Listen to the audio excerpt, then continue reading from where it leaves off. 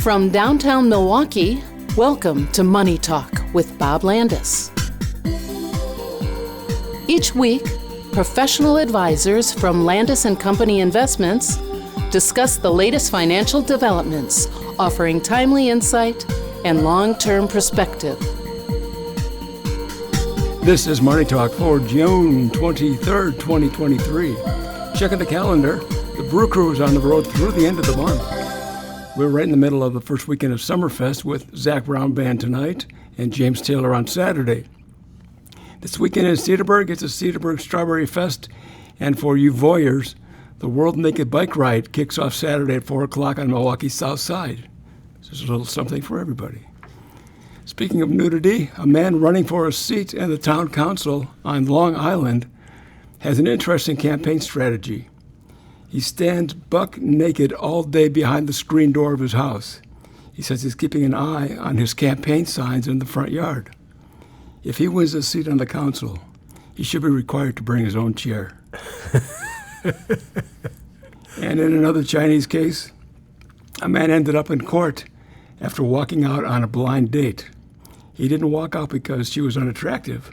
He walked because she brought along 23 of her relatives and expected him to pay for the whole gang. If this were the NFL, they would throw a penalty flag for too many players on the field. And finally, in South Korea, you can now buy gold bars from a vending machine. That's right. GS Retail has 29 vending locations, and in the last 9 months, they've racked up $19 million in sales of gold. The best-selling gold bar, of course, is the smallest one. It weighs 13/100ths of an ounce, and it can be yours for $225. In case you're wondering, that's 900 quarters. On the podcast today, we have Dave Sandstrom, Adam Baley, Joel Dresang, and wrapping up the week, here's Kyle Tetting. Well, thanks, Max. Hopefully we all brought our quarters so we can get our gold bars. NASDAQ down 1.4% this week, a few quarters, closing at the bell at 13,493. The S&P down 1.4%, closing at the bell at 43.48. And that Dow Jones Industrial Average down 1.7%, closing at 33,729 for the year. The Dow up 2.9% despite the rough week, still a positive number. The S&P up 14.2%, and the NASDAQ a pretty stellar 29.5% still. You know, Dave, I think as we look at the week, tough to give back some of the gains, a lot of noise, not a lot of actual data. We've got a reconstitution of the Russell indexes that takes place the fourth Friday of every June. And that adds to volume. It adds to the potential for volatility. So a big day today, but not really because of any underlying fundamentals. And it almost feels like we gave a little back despite nothing changing. Sometimes that's a healthy thing. Well, I mean, it could simply just be profit-taking, Kyle. I mean, we had a pretty good run-up ever since the debt ceiling deal went through.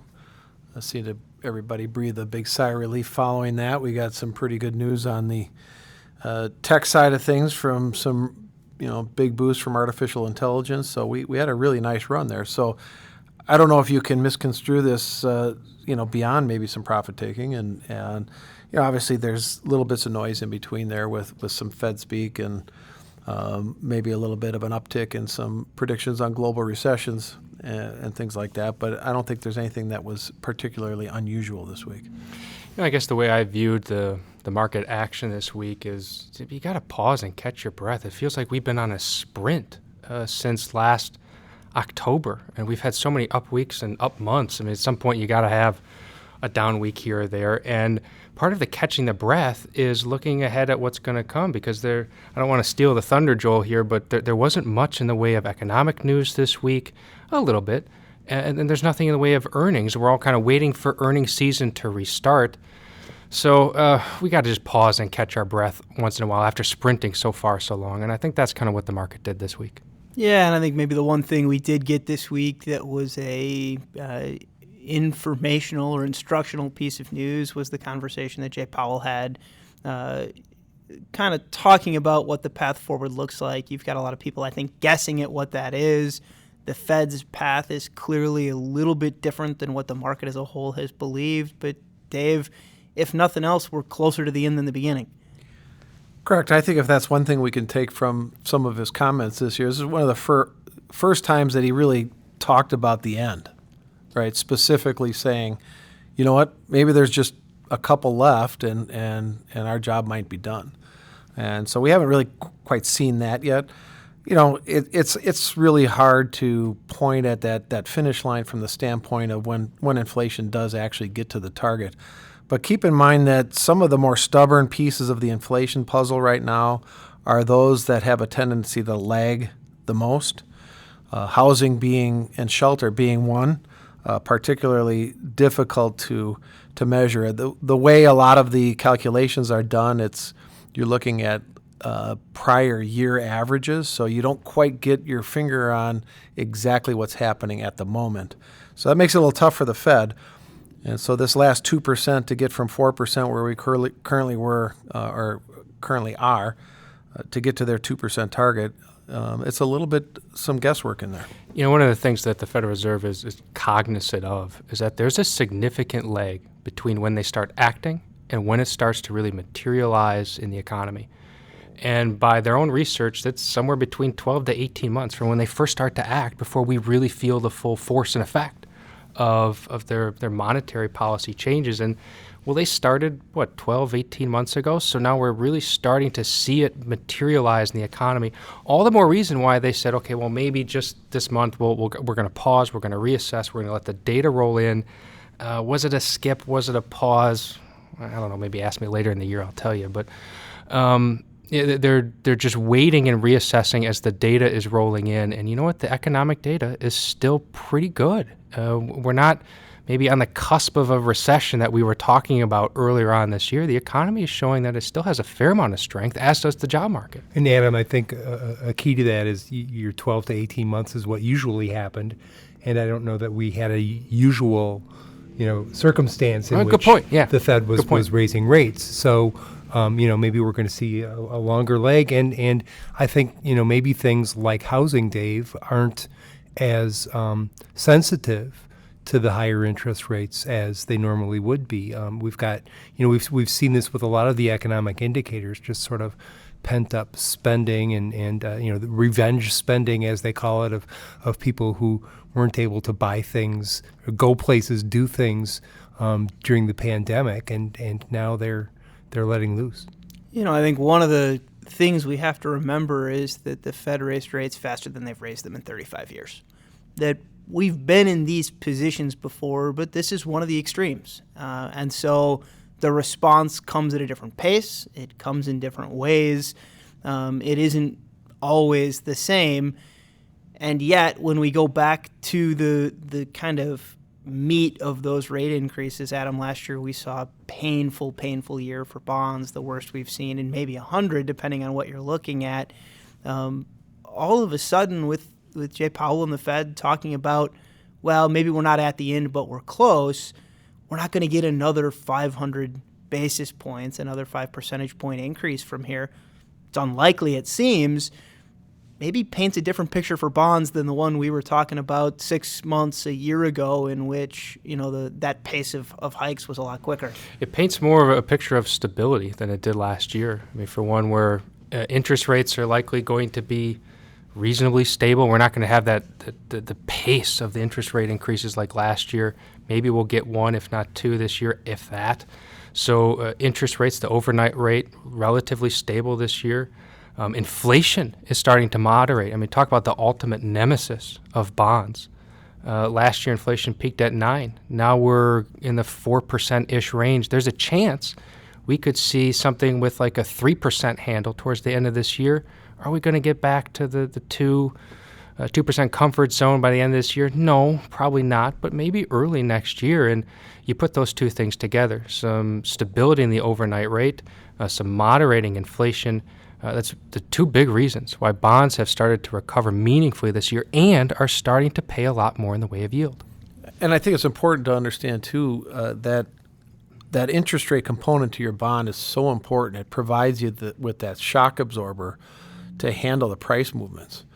We just spent 10 years without a shock absorber, basically. And so that meant every move in interest rates, you felt it whether it be good or bad, it was an immediate reaction on the price of your bonds. So now that we're back to a point where we actually have some yield back in the bond market, it smooths the ride a little bit, and it gives you that opportunity to kind of stick with those bond positions and not feel the pain. And not just in the bond market, but in the cash market as well. We're starting to see yields on money funds come back up. That's true more for like brokerage money markets than it is like bank money markets. But you can get in the neighborhood of a 4% interest rate on cash these days. I haven't been able to say that since 2004. Talk about a good shock absorber without the volatility.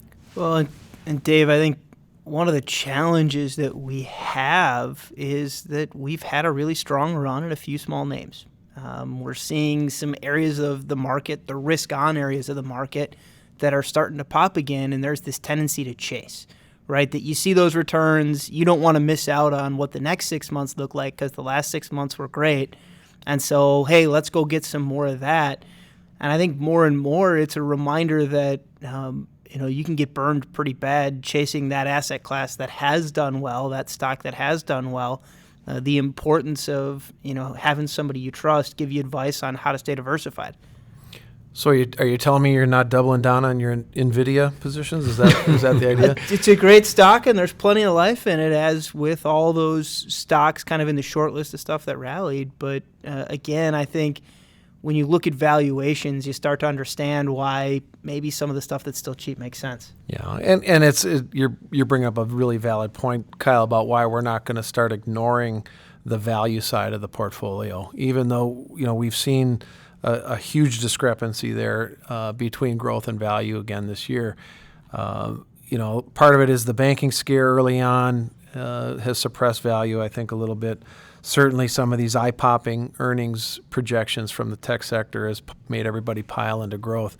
But we can't forget the importance of that balance on the stock side of the portfolio and the fact that value stocks are there for a reason, and that's to provide you with a little bit of an anchor and a mooring as you go forward. Some of each is great, but don't give up on those value stocks at this point. You can't abandon the value, in part because large value tends to represent some of the most stable businesses out there. The best balance sheets, the best cash flows, some of the most attractive dividends.